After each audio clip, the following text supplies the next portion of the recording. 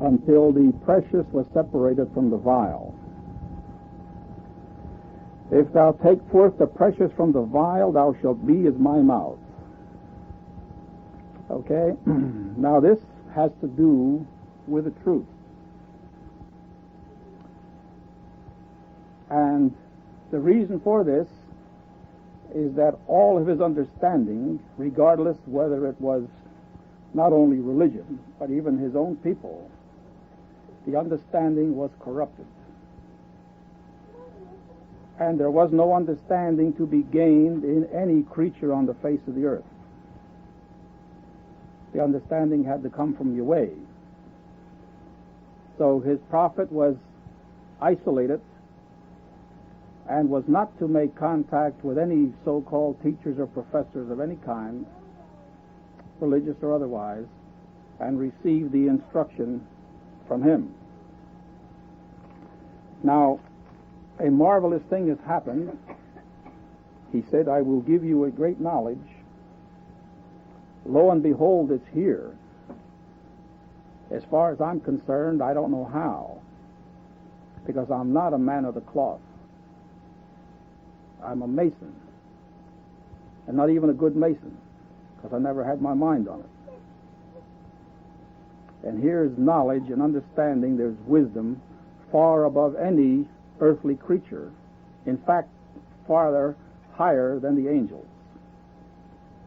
Even the angels are going to stumble on this. So this is, well, something that we can't explain as a miracle, and it is a miracle, because we could not have done this ourselves.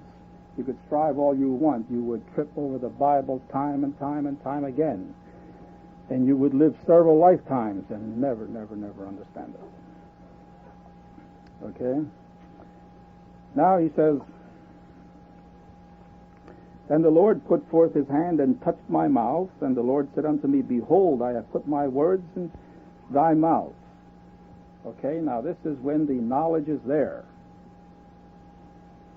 He says, See, I have this day set thee over the nations and over the kingdoms, to root out, to pull down, and to destroy, and to throw down, to build and to plant. Okay, this means that we're not going to use any weapons of war, but Israel is going to be instrumental in bringing about the destruction of this entire wicked organization.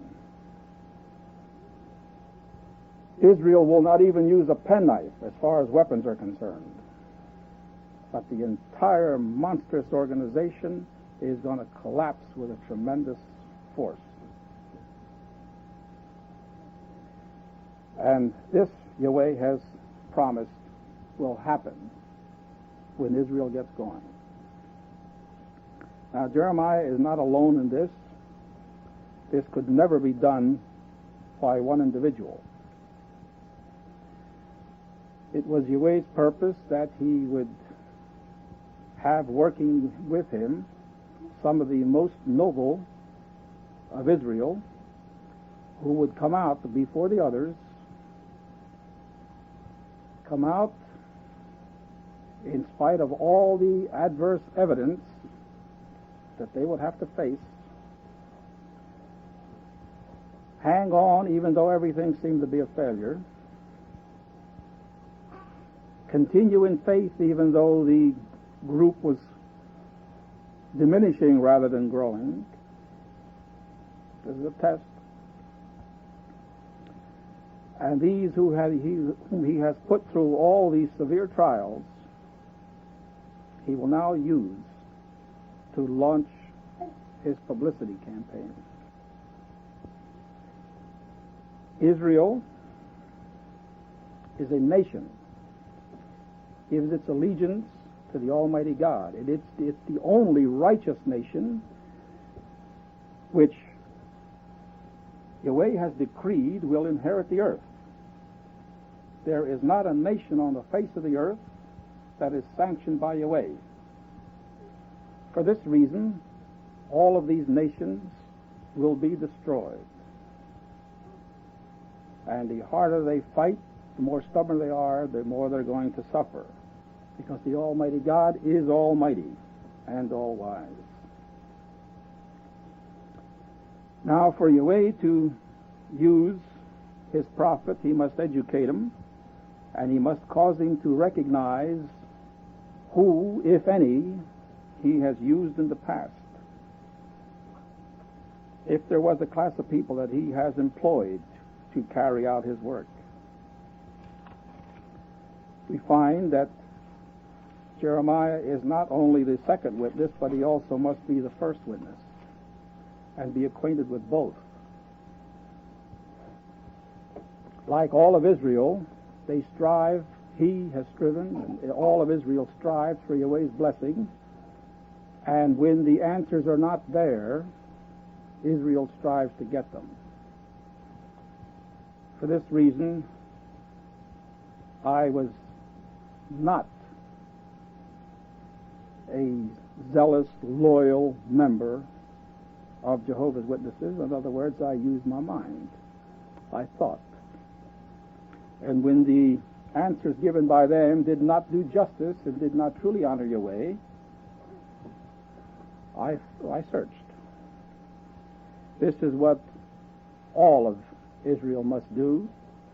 This is what Jehovah's Witnesses should have done. Now, because Yahweh has used a certain group of people in the past, he has used people who have been taught by the remnant of the body of Yahshua, the remnant of the 144,000. Yahweh's prophet must recognize this fact, and when Yahweh reveals the new and precious truths, he must go to them first, because apparently they are dedicated to do Yahweh's will, and whatever they find that can honor Yahweh in a more perfect manner, they should be only too glad to latch on to. For this reason, Joshua went to Israel. He says, "These 12 Jesus sent forth and commanded them, saying, Go not into the way of the Gentiles, and into any city of the Samaritans enter ye not, but go rather to the lost sheep of the house of Israel." Okay, Israel was the only nation that Yahweh had dealt with. Israel had received the promise of the Messiah. The Messiah was now there, and the ones who should have understood, the ones who should have been waiting for the fulfillment, was Israel. So there was Yahshua to give them their fulfillment and to show them that Yahweh had kept his promise. Now, he did not go to the others because the others were not prepared for this. They didn't expect anything. They were heathen. He had never dealt with them. Now, I want to show you how strongly Yahweh or Yahshua felt concerning the preciousness of Yahweh's word, and that it only should be given to those who truly appreciate it with all of their heart. So he has this to say. He says, this occasion arose, he says, "Behold, a woman of Canaan came out of the same coast and cried unto him, saying, Have mercy on me, O Lord, thou son of David." Now, she was not an Israelite. "My daughter is grievously vexed with a devil." In other words, she was ill. But he answered her not a word. And his disciples came and besought him, saying, "Send her away, for she crieth after us." In other words, she was crying, she was persistent. Yahshua didn't answer her. The apostle said, "Send her away." But he answered and said, "I am not sent but unto the lost sheep of the house of Israel." In other words, this was his mission. This is what he had to do first. And he wasn't going to start into anything else until that mission was finished. "Then came she and worshipped him, saying, Lord, help me. But he answered and said, It is not right to take the children's bread and cast it to the dogs." Now, this is what he's differentiating between Israel and those who are not Israel. Now, of course, with the results that came, we find that anybody can be Israel. But if they are truly not Israel, Yahweh's words are too precious to waste on those who do not appreciate it. And she said, Truth, Lord, yet the dogs eat of the crumbs which fall from their master's table. Now imagine the faith of this woman. Then Jesus answered and said unto her, O woman, great is thy faith. Be unto thee even as you will. And her daughter was made whole from that very hour. Okay, now this shows you that it is faith that will actually receive Yahweh's blessing. But another thing that I'm trying to bring out, that these precious truths are for Israel, and they're for those who appreciate it. Now, we have been following Yahshua's example. We have gone to the lost sheep of the tribes of Israel, in a sense, because the light has gone out with the witnesses, the ones that Yahweh has used, and we tried to restore their understanding, and we tried to bring in the added light that Yahweh has revealed. I knew years ago that it would take something miraculous to wake up the witnesses, but Yahweh did not make it clear that they were in any way inferior, and I called them my brothers and sisters, and I wanted them to join in with the work that Yahweh had sanctioned for the second witness to perform. So, because of this, we went after the witnesses as though they were our most treasured, our greatest desire of the greatest accomplishment that we could possibly desire to achieve. We wanted them with us. If they had come in, there would not be two witnesses. There would be one witness. The witnesses will come in, but they had to prove their inferiority. We found that they are inferior because not only are they contaminated with untruths, not only have they gone backward, but they would not even discuss with anyone who had the answers. Now this is very unnoble. Anyone who wants truth, anyone who is a true representative of Yahweh, should discuss the scriptures with someone who claims to have the answers. Now, we treated them as our equals. We strove to get them with us. And apparently we failed. This is not a failure. Yahweh does not fail. It was not to be. They had to be shown that they are inferior and that they are of another class, and that Yahweh foreshadowed this centuries ago. We find that Israel had 2 wives and 2 concubines. The wife that he chose first, the one that he truly loved, was Rachel. And she is pictured as the true wife of Israel and the true mother of his children.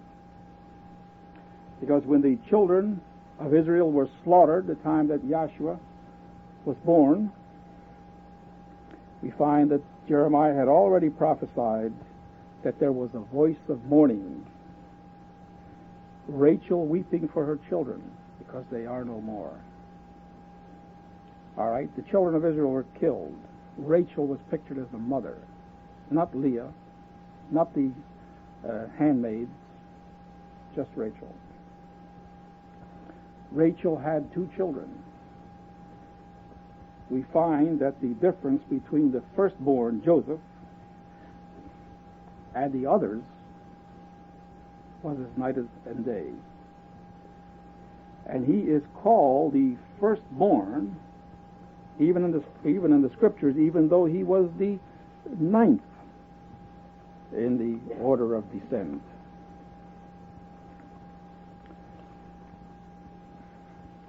This is in 1 Chronicles 5, 1 and 2.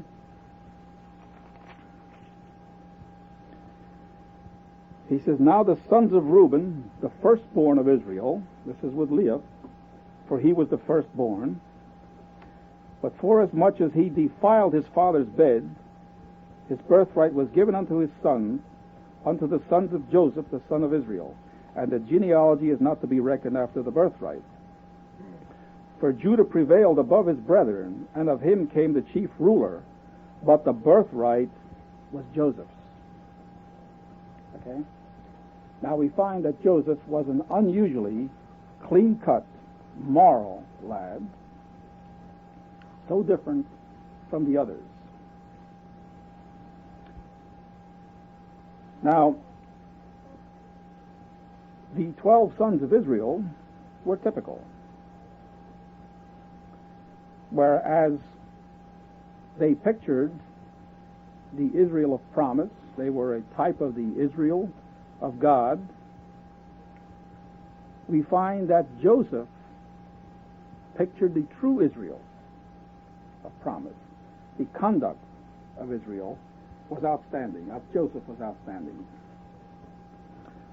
Now, to show that the blessing was not to come in his generation,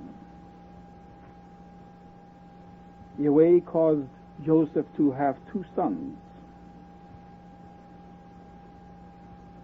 And of these 2 sons, Israel says that they will be mine, even as the others are mine, even as my own children are mine. Now we read in Genesis 48, he says, and Jacob said unto Joseph, God Almighty appeared unto me at Luz in the land of Canaan, and blessed me, and said unto me, Behold, I will make thee fruitful and multiply thee, and I will make of thee a multitude of people, and will give this land to thee after thee for an everlasting possession.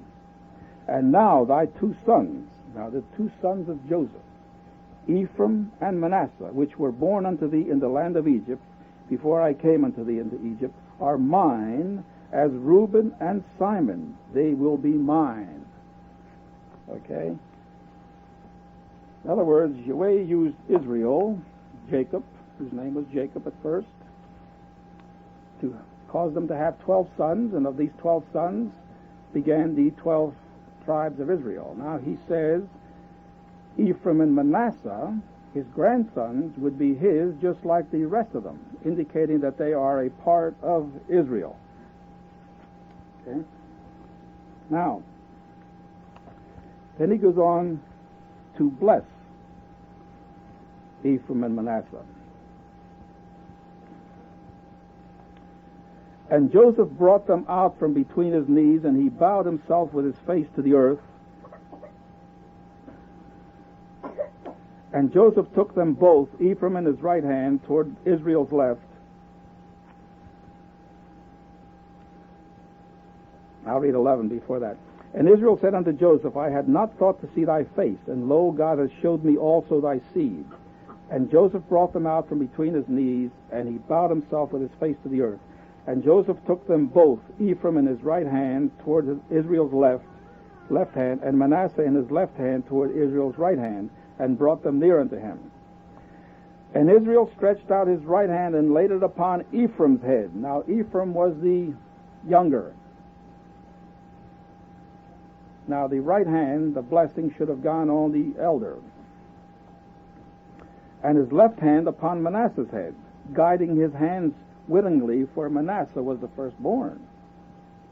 Manasseh was the firstborn, but he put his left hand on Manasseh.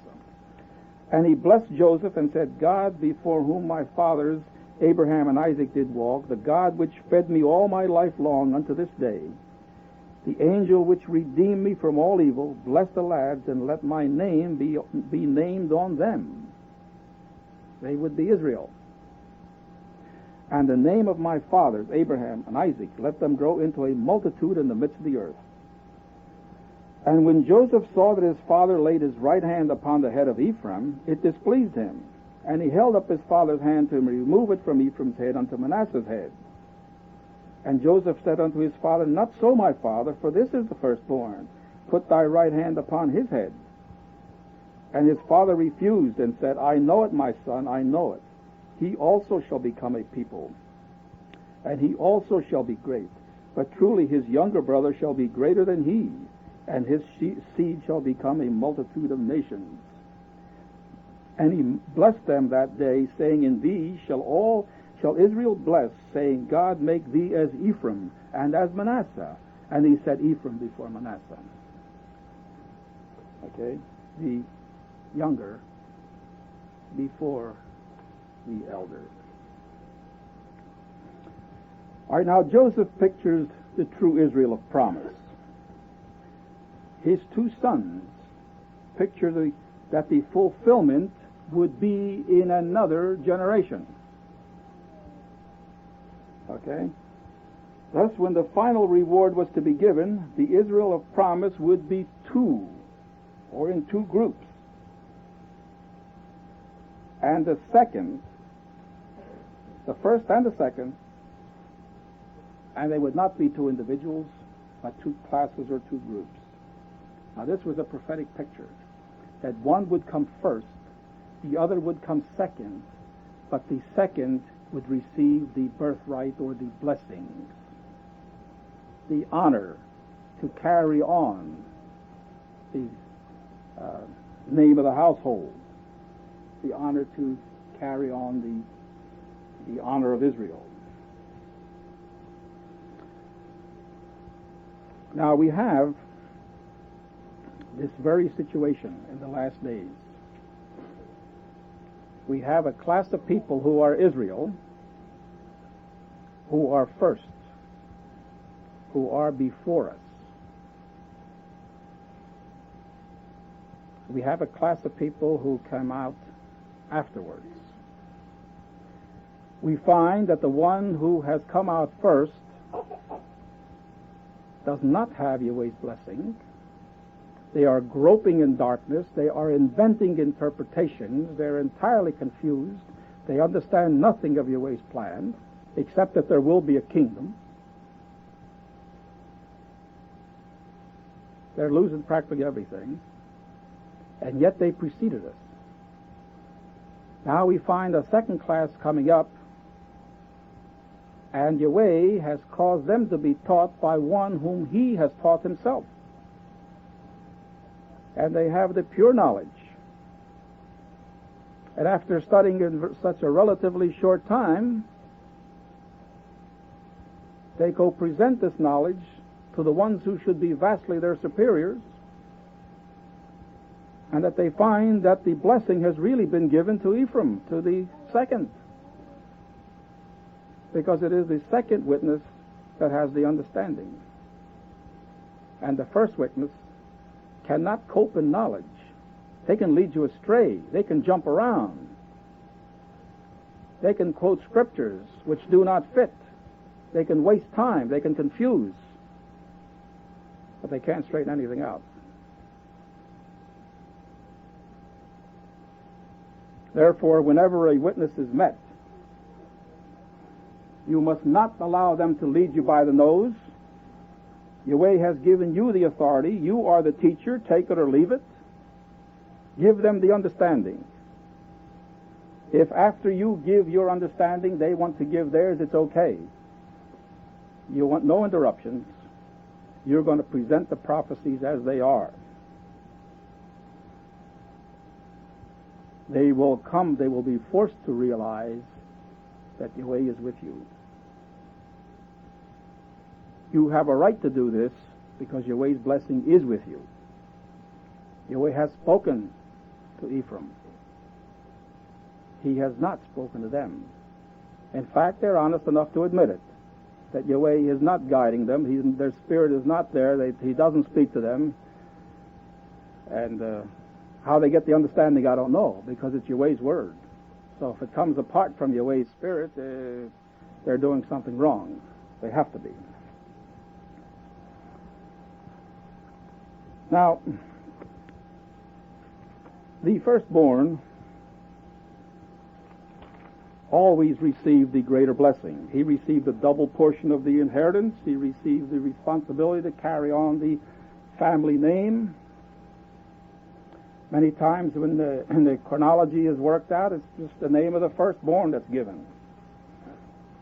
Because this is what is used to measure the various descendants. Now, Jeremiah 31, 8 and 9 says this.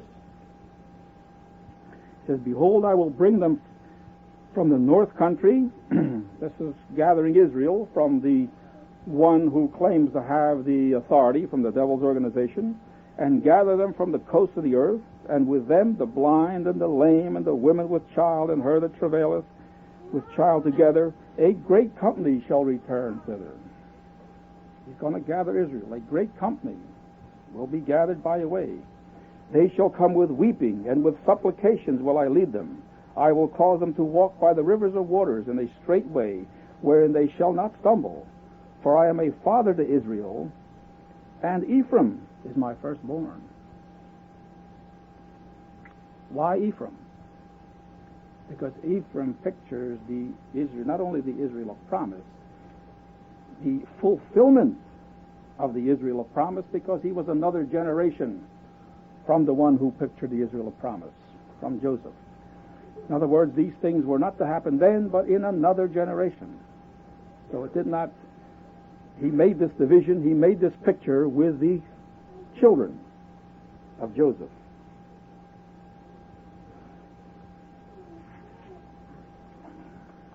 Now Yahweh begins to show us that there is definitely something wrong with his organization. He's not, when he denounces Israel all the time, he's not always denouncing those people way back there. He always also finds something wrong with his organization today.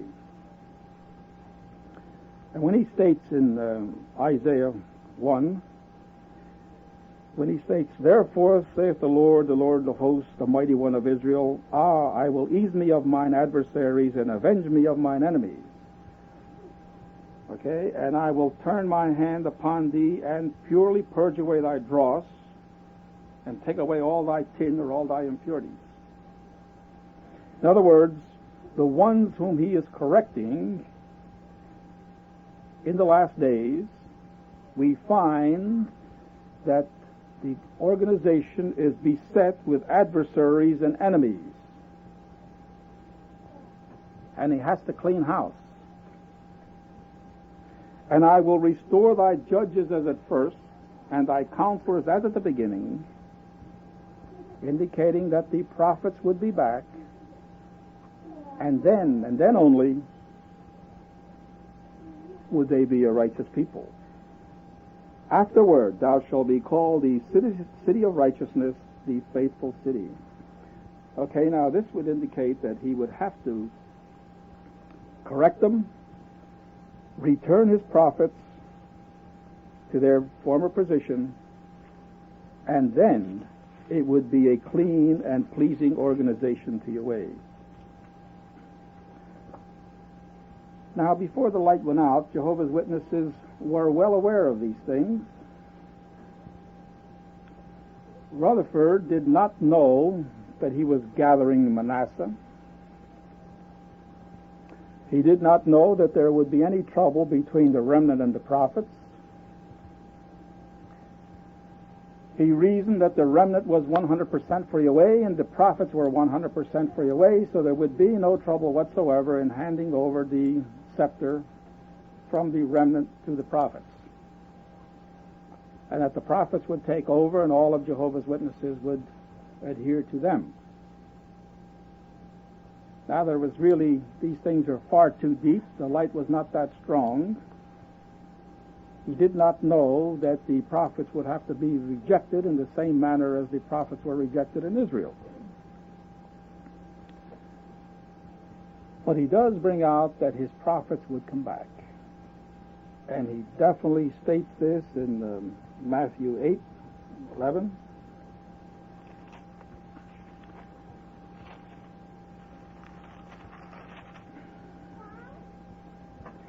He says, and I say unto you that many shall come from the east and the west, and shall sit down with Abraham and Isaac and Jacob in the kingdom of heaven. But the children of the kingdom shall be cast out into outer darkness. There shall be weeping and gnashing of teeth. Okay, now this indicates that these are the enemies and the adversaries within his organization. These will be cast out in outer darkness. They will weep and gnash their teeth when they see the prophets come back. Why? This should be a blessing. They should rejoice. But they do not. Because like the scribes and Pharisees who were losing their members to Yahshua and says, look, the whole world is following him. They decided to kill him. Likewise, these overseers feel that the prophets will get all the glory and the honor and everything else, and they want to maintain, they want to hold on to their positions, so they wouldn't even think of a situation where another man would be above them, or they would be inferior to any outsider. They love it this way, and they want it to remain this way. This is not the attitude of a true Israelite. A true Israelite should rejoice with every bit of truth, every bit of fulfillment that takes place. I know I was this way, and everyone else should be this way. And we have more in Luke.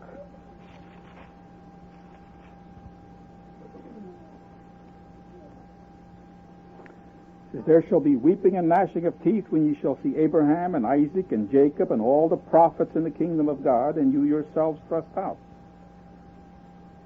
Okay, when does this happen? Only when they come back. Only when the kingdom is established. This is not the religionists of that day or the Israelites of that day.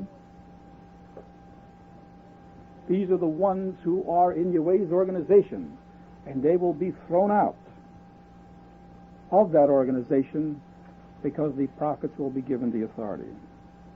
And they shall come from the east and from the west and from the north and the south, and shall sit down in the kingdom of God.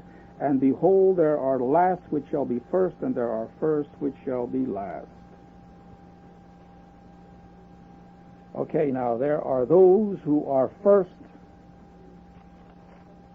in Yahweh's organization of the first witness. Those who reject the prophets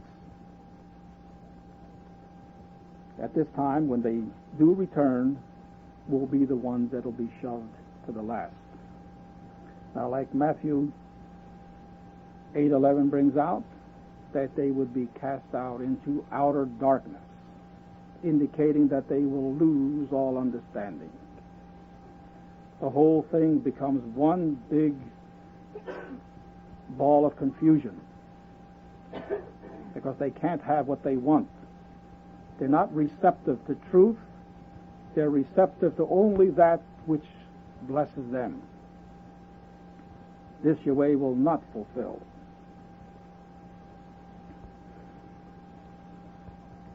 Now we have the parable of the master in the vineyard, how he hired some for the whole day. He hired some for 12 hours, some 6 hours, some 3 hours, some 1 hour.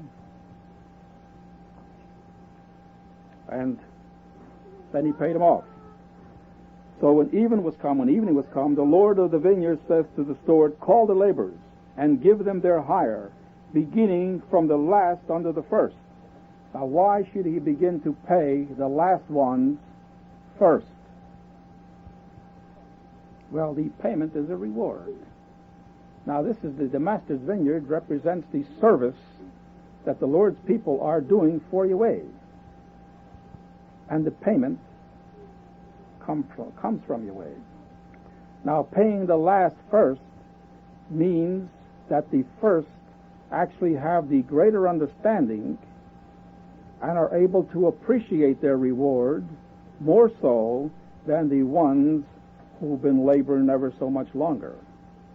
In other words, the Ephraim class understands Armageddon, understands the kingdom, understands the structure of the kingdom. They know what they're going to get into. The Manasseh class has no idea. They think there's going to be business just like there is today. They're going to dress up and go to their office. There's going to be money. There's going to be contracts. There's going to be competition. There's going to be all this malarkey that you have today. They don't know what the reward is. Therefore, they couldn't possibly receive their reward until they understand. The reward is only given through understanding anyway. So when the last are paid first, it means that the last are able to receive the payment, because the payment only comes through understanding. And when they came that were hired about the 11th hour, they received every man a penny. So they worked 12 hours. So the ones who were hired 11th hour, only worked an hour, they received a coin. But when the first came, they supposed that they should have received more, and they likewise received every man a penny, or a coin. And when they had received it, they murmured against the good man of the house. They complained to Yahweh, saying, "These last have only worked 1 hour, and you made them equal unto us, which have borne the burden and the heat of the day." This is going to be Jehovah's Witnesses. I've been pioneering for 25 years. And here these little insignificant nobodies come in overnight and take everything away from me. They're going to resent it. If their heart was right, they would rejoice with fulfillment. If their heart is wrong, they're going to count and measure what they did and expect to be paid by the hour. This is a selfish reward. The gift is everlasting life. Is Yahweh going to give them 12 lives? They work 12 hours, and 1 life to the one that worked 1 hour? They should rejoice that their brothers have finally woke up and come into the truth, and that they are gaining everlasting life. So they began to murmur. And he answered one of them and said, "Friend, I do thee no wrong. Didn't you agree with me for a coin? Take what is yours and go your way. I will give unto the last even as I paid you. I'm going to pay you all the same. Can I do what I want with what's mine?" Now you might say, in business, this would be wrong.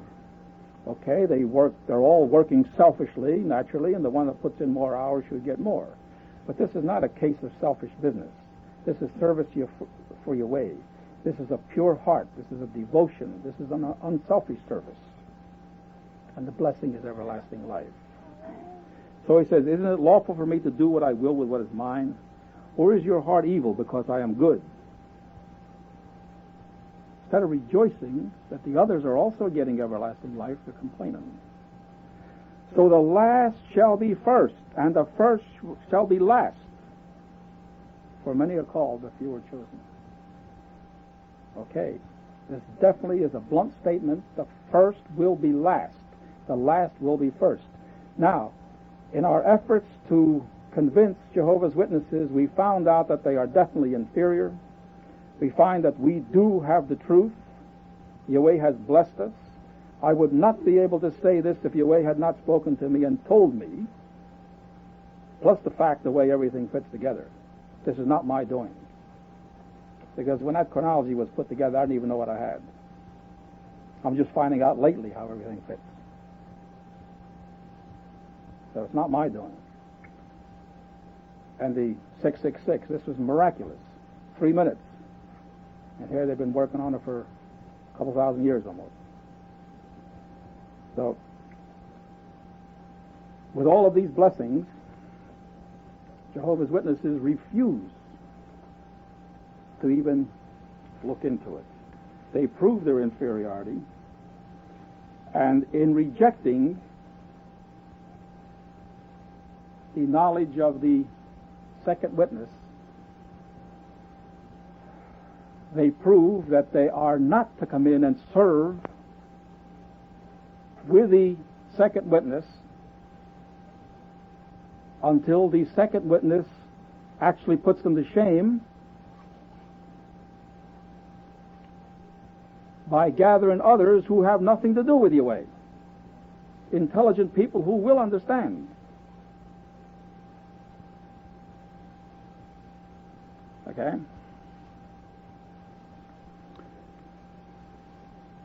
So, as I brought out,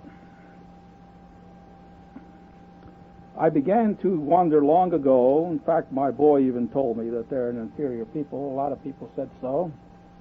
I refused to listen because Yahweh hadn't told me anything. And I considered them my equals all the time.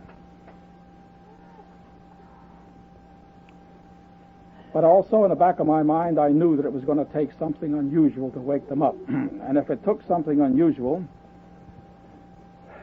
then they were not on a par with those who would be able to come in through understanding.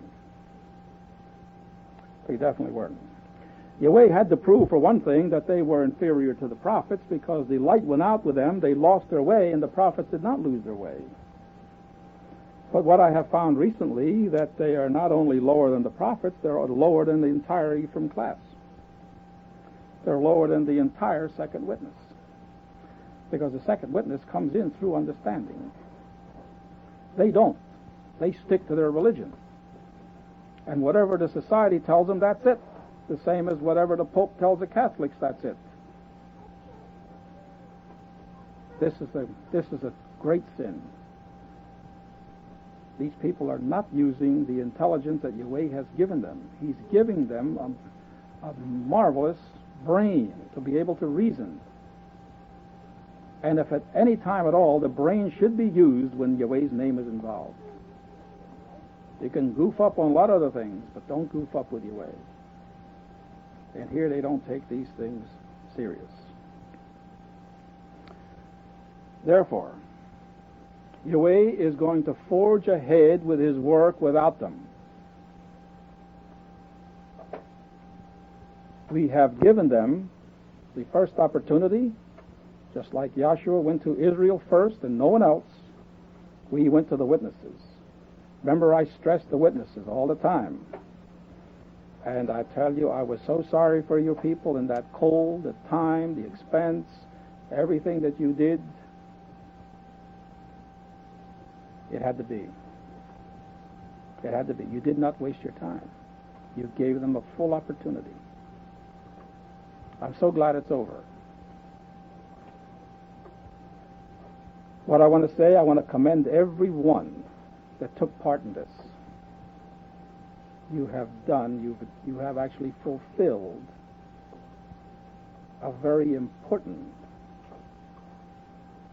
work that had to be done, which will never be done again. Never in all creation, in time, will this work be repeated. It's finished. You should be thankful, those of you who had part in it, because you can actually say, I had a part in a very important work for Yahweh. Now the 1260 days will also come to a close. Those of you who missed out in the witness work will never have that opportunity again. Sorry to say. I didn't know it was going to end that fast, but all of a sudden it was made clear that that was it. So Yahweh doesn't tell me everything all the time. He tells me when it's due time. The 1260 days will also end. And those who lose the opportunity to take part in this can really be ashamed of themselves forever. This is the work that turns many to righteousness. Because it is because of this work, even though we're stopped, the the explanation of the Scriptures, the prophecies that are explained at this time, the 1260 days, will affect the rest of the world down to Armageddon. So if you don't speak now, you'll forever hold your peace. Those who have turned many to righteousness shall shine as the stars forever and ever, indicating that they will be outstanding ones forever, because Yahweh will give them a position of authority and everyone will look up to them forever. And when Yahweh gives a position, he does not take it back. You're not going to be elected for 2, 3, or 4 years and then be replaced. You'll have this forever.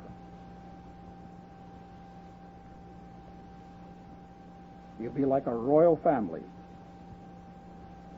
with royal blood, and nobody could ever take it out of you. It's going to remain that way. And your position is certain and secure and everlasting. We're going to forge ahead with this work until the result of the work will bring enough evidence to the Manasseh class to see that we're right, and then they will commit. Yahweh definitely says, they shall see. My heart ached for what I called my people, the witnesses, these many, many years. It's a little alleviated now, because I realize not only that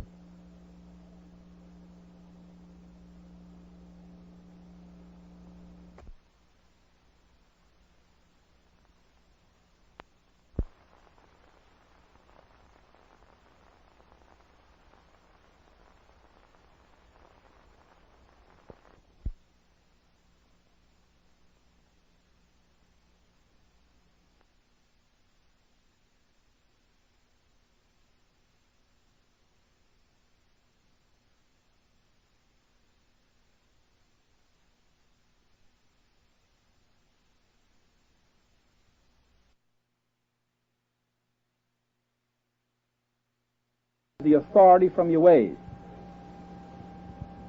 And even though you are the smallest of nations right now, you are still a nation, and you obey the authorities from above. There is a work to be done. There is a war to be waged against evil, against the devil's organization. We must isolate his various components and attack them and blast them, defy them openly, and never cringe and never falter, and show the people that have any intelligence that Yahweh is really with us. Because we're not just stubborn, disobedient upstarts. We are a noble people of understanding.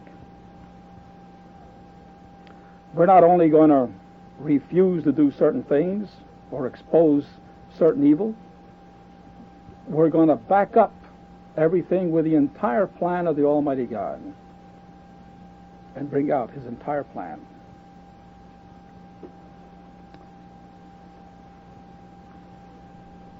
The first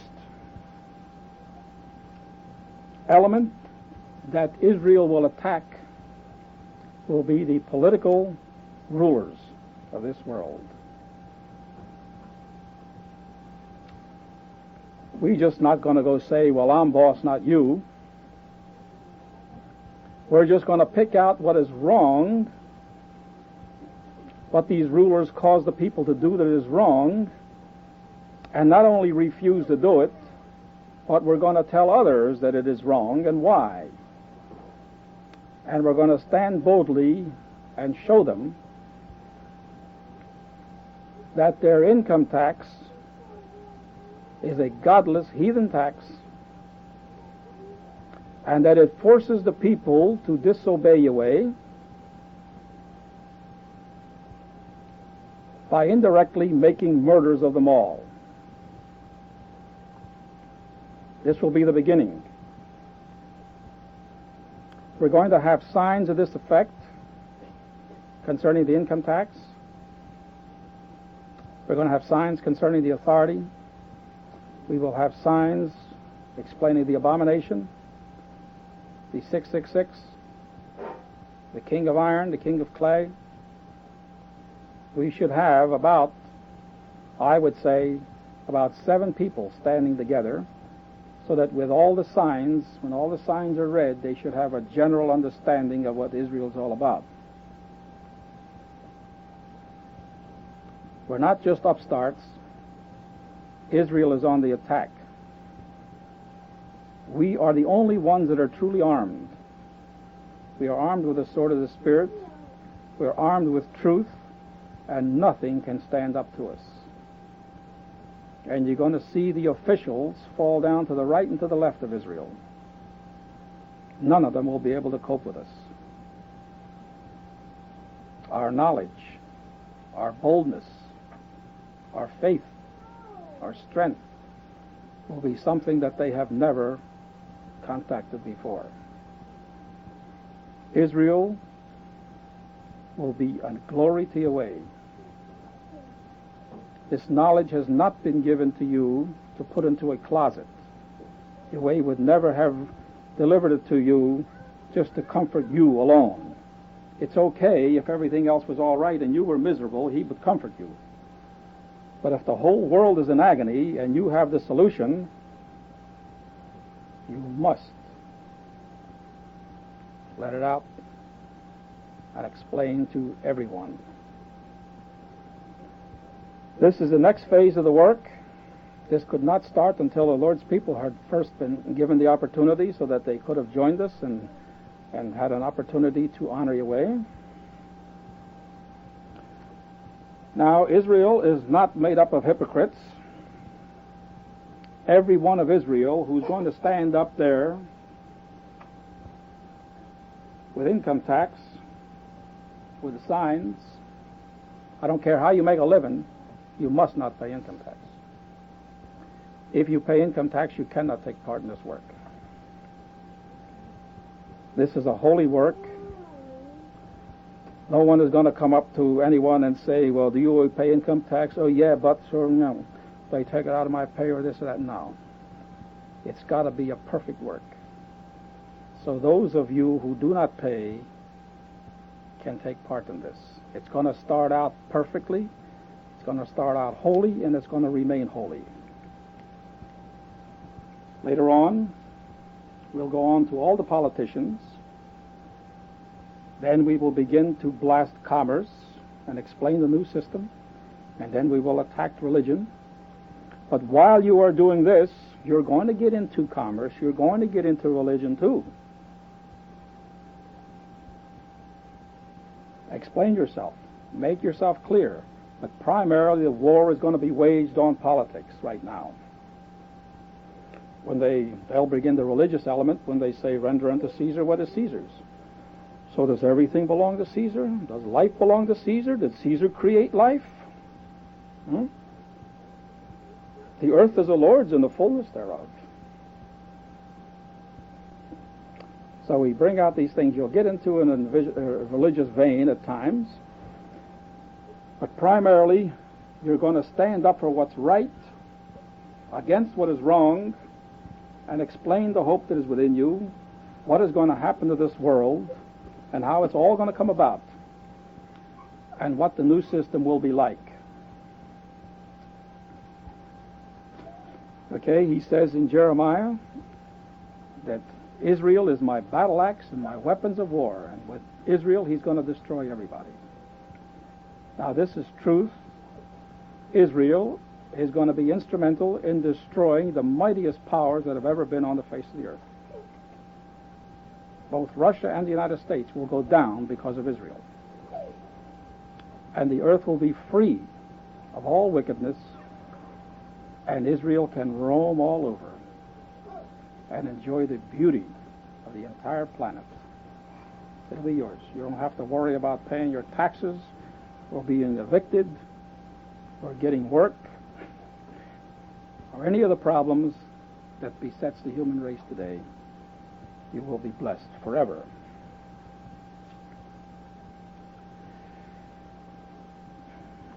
All right? Now, I have asked many of you to think up various signs on the income tax. Now, this work, as I said, has to be as near perfect as possible.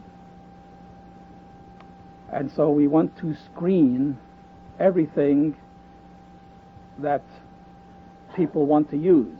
We want to make sure that there'll be no misunderstanding, there'll be no reproach on your way, that it'll bring out the message as clearly as possible. Now remember, you're talking to people who don't understand anything, and let's try to speak in a language that they understand. If you start to bring out the devil and Satan sometime, you turn them off because they don't believe there's any such thing as a devil or Satan. And you can bring it out in various ways and allude to them as the God of this world. You can. You've got to be careful how you word it. You must speak in a language that they do understand. Now, many people are against war. Definitely are against war. Now, if their heart is right, they'll understand that not only is Israel against war, but Israel tells you why, and Israel also has a solution. So anyone who really feels bad because he's forced to pay taxes or because nobody will agree with him, he'll find a ready, consoling friend in Israel. And Israel will truly be able to help them because Israel has the answers. All right, now, before I go on and ask about the placards, the signs, I'll ask if there are any questions on the study. Yes? I was wondering if I may add something to what you said about labor and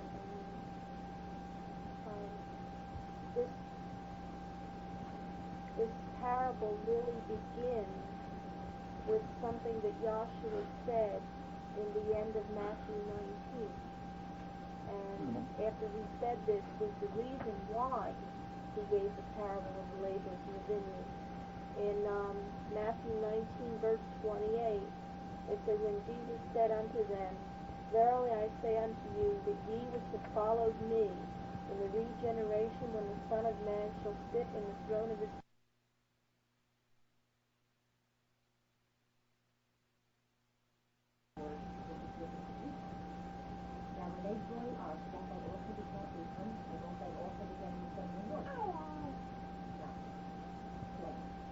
Yeah, explain.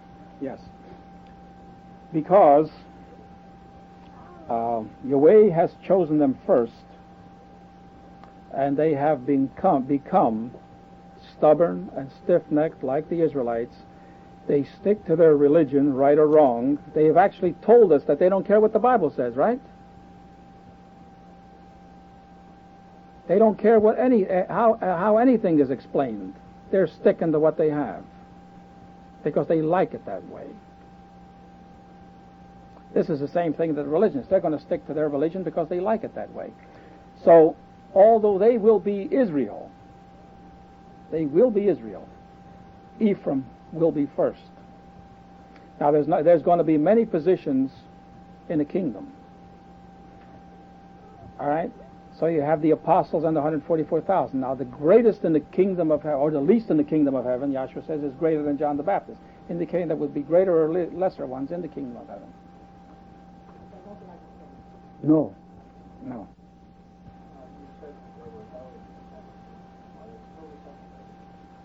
Yeah. No, they're still the first witness. They're still the first witness. Yeah. And they don't come in through understanding. If they came in through understanding, they'd be equal to us because they'd be equal to you. As soon as you were subject to the understanding, you got it. And as soon as they would be subject to the understanding, they got it. They would be equal. But you've accepted it, they have rejected it. You see? And this is the work that's going to come out. This is the work that's going to prove itself. This is the one that's right. This is the one that's inspired. They have rejected what has been inspired. They have rejected what makes sense. See? And they have to be ashamed, be put to shame by people who know nothing, who come in after them. These people are really going to come in. First thing, any time a witness goes to a door, they're going to say, well, did you hear the Restore Israel way? Do you know what they're doing? Whenever they knock on the door, this is what's going to hit them continuously. Because we're really going to go forward now.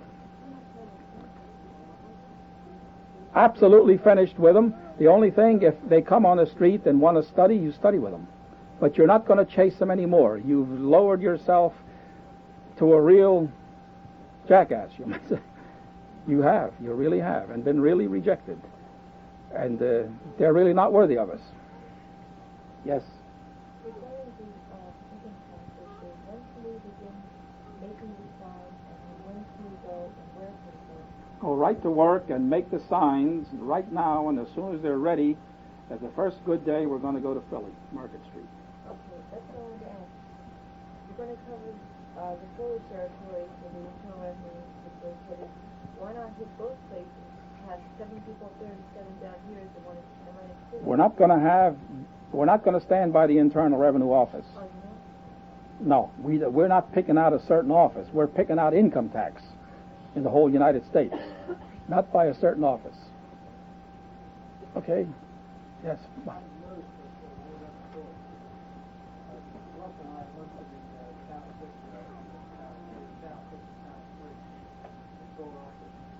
Not far from where we stand in Washington. And I noticed the day that we went there, this was back when we tried to get them to look at the films that we had here. It was very close to Market Street, and they had a lot of traffic there from the park across the street. And I noticed they had an interview with a reporter outside with their camera interviewing people walking by. And I got a feeling that it may be better if there's enough traffic there that if we stood there, that they get the cameras to come in and out. All right, don't make it look like we're news hounds. Stand right down where there's a lot of people. Let them come after you. Yahweh says, within thy midst I will get me glory. They're going to seek you for information. They will seek us. We won't have to push it. And if we go in front of them, we'll probably turn them off. Just go ahead and do your work where there's a lot of people. Not in front of the Internal Revenue, not in front of the news media. Right on the street where there's people. Let them come after you. Johnny.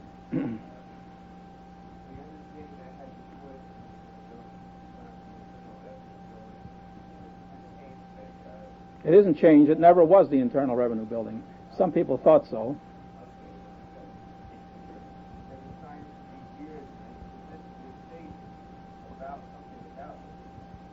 Absolutely.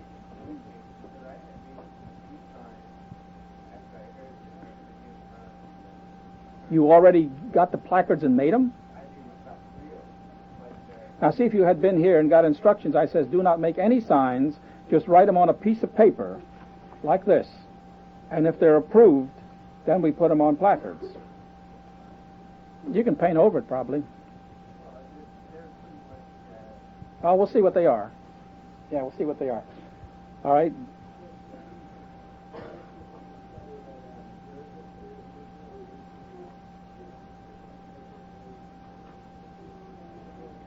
Were you here in that other study when I gave that?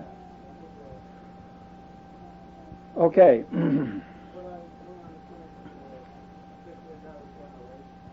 Okay.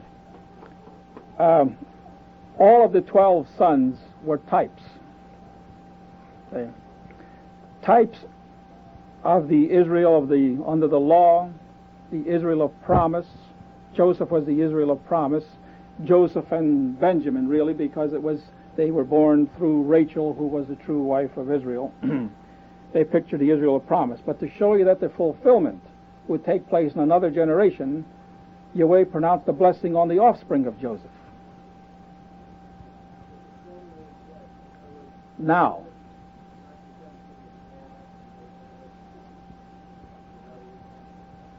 yeah. In other words, it wasn't to happen then, it was to happen in another generation. So Yahweh Yahweh doesn't tell you just when. He couldn't give you all the generations because it's a period of 3,000 years or more. Russell.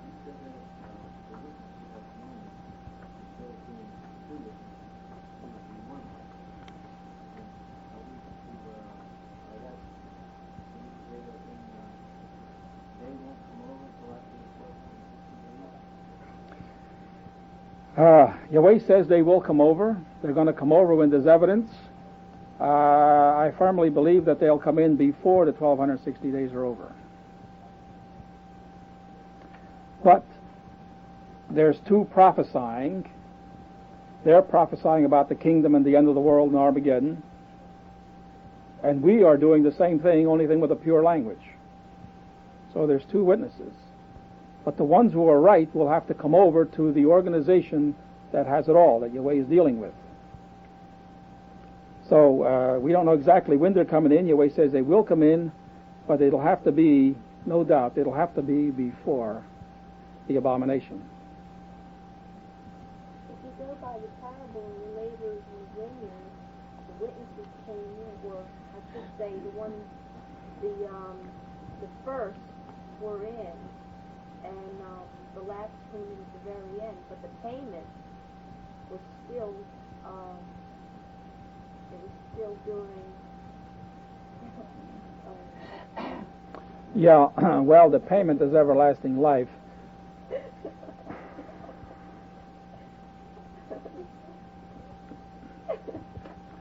Yes, Jim.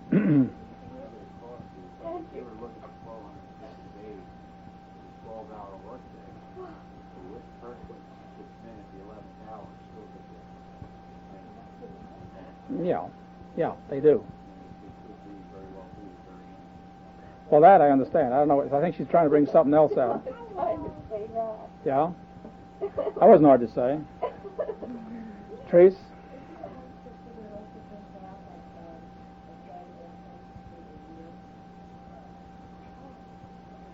Well, you have the day. Yes, that's true. But a day is a period of time when a certain task is performed, you might say. But that day is actually the whole labor day of the Lord's people. What I was going to say is where it says that the nation being born today, is this be possible the last year of hard work when the majority of our nation? Well, the nation is born in a day when Yahweh actually brings out that the 56 years the holy nation is consecrated. The holy place is consecrated. It happened all at once, even though there were so few. It starts as a grain of mustard seed, which is the smallest of all seeds. It could start with one person. But when the language is pure and the people start to come over to it, the new nation is born on earth. And this must take place when Russia and the United States are here. So 73 is the marking of it. Now, you're going to notice that the results are going to be very, very fast. Now, you got to give it all you got, though. You got to pour your whole heart in it. Remember, this is war, and you're actually like living sacrifices. You're not going to let anything stop you. It's Yahweh's work. You put your entire trust in Him. You're not going to get angry and fight with people, but you're going to do your work and do it thoroughly. Those signs are going to be specific. Your language is going to be clear-cut. Israel has the authority. Israel is pictured as having the heads of lions, the 200 million. They have the authority. Israel is my battle axe and weapons of war. So remember, you're put here by the supreme authority. You're surrounded with ignorance. You're surrounded with those who are supposedly have authority but have none. And you're going to conduct them yourself as though they had absolutely nothing. Especially with the officials. You saw some of the court cases, how they were actually treated like trash, which they are, because Yahweh has not given them any authority. And you're going to go right ahead with your work, fulfilling it right to a T. Yes? You were talking a little while ago about the witnesses coming. We're not going to be specific with Ephraim. Ephraim No, if they... Well, I always said that I made it clear that if you understand the message, you're part of Ephraim. If you need some outside strangers to convince you, people who know nothing to convince you, then you're not as noble as you thought you were. You know what I mean? If they need all that fulfillment, all that evidence to be convinced of the truth, why they're not really standing out like true prophets. Yeah, but you came in time. But you have a responsibility too. Russell? Yes. Who, me?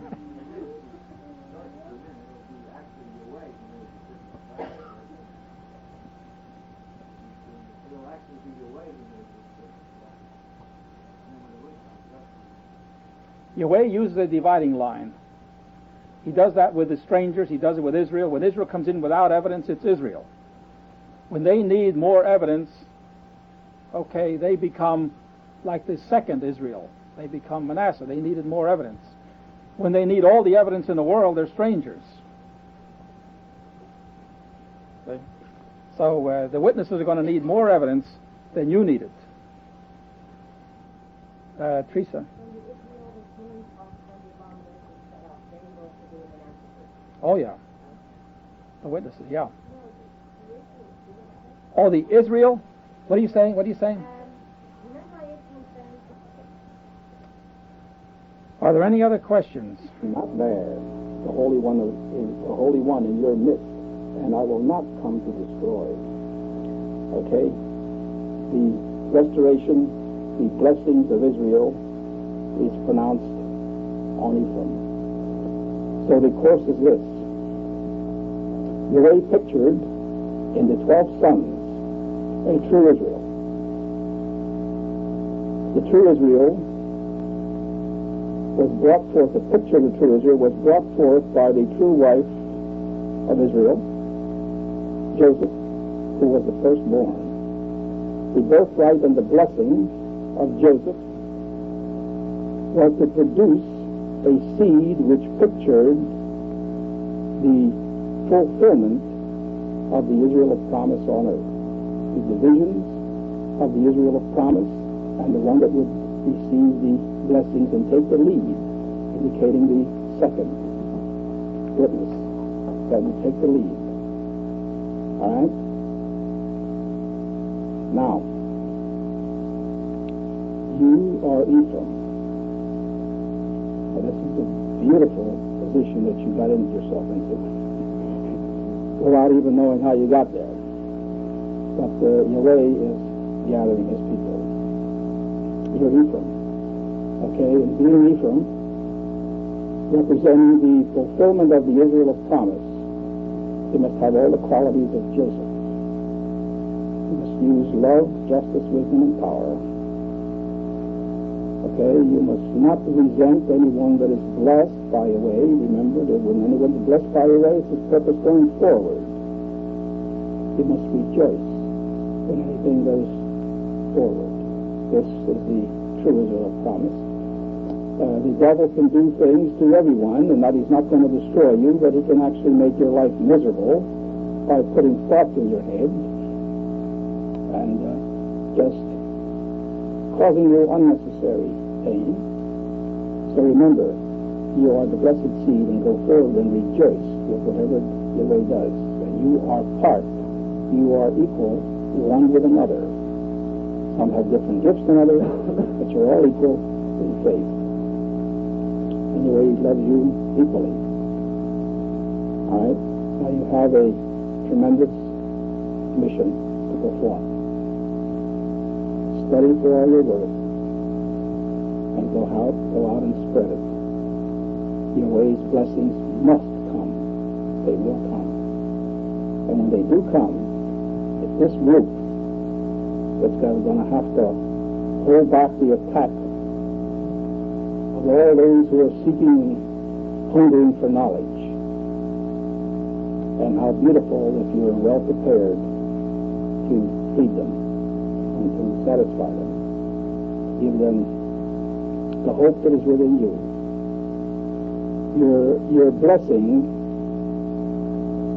will increase as you realize it. Also, you will increasingly realize your blessing, because it hasn't fully sunk in yet. You're like a lot of prophets anyway, is raised up all at once. And the blessings that you're going to see are unheard of. But now what you must do is just put your head down and study, and work, and watch your way bring about its fulfillment. Okay, are there any questions on the study? Yes, Bob.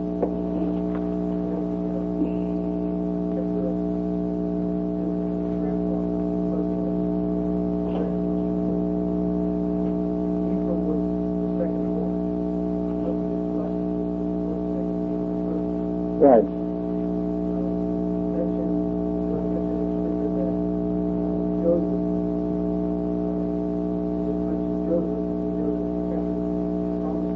Promised Israel.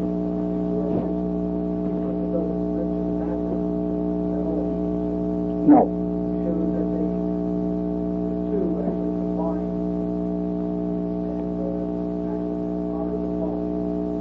They combine, but Ephraim will take the lead.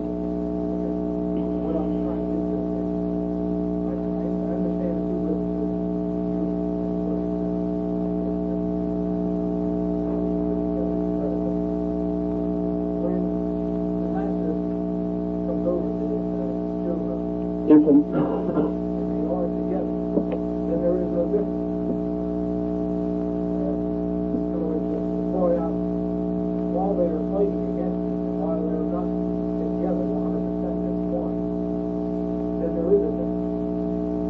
There'll always be a difference. Always. In other words, Yahweh will entrust Ephraim with the greatest responsibilities. There'll be almost like a difference between the prophets in Israel. There'll be Ephraim above Manasseh, the first witness, second witness above the first.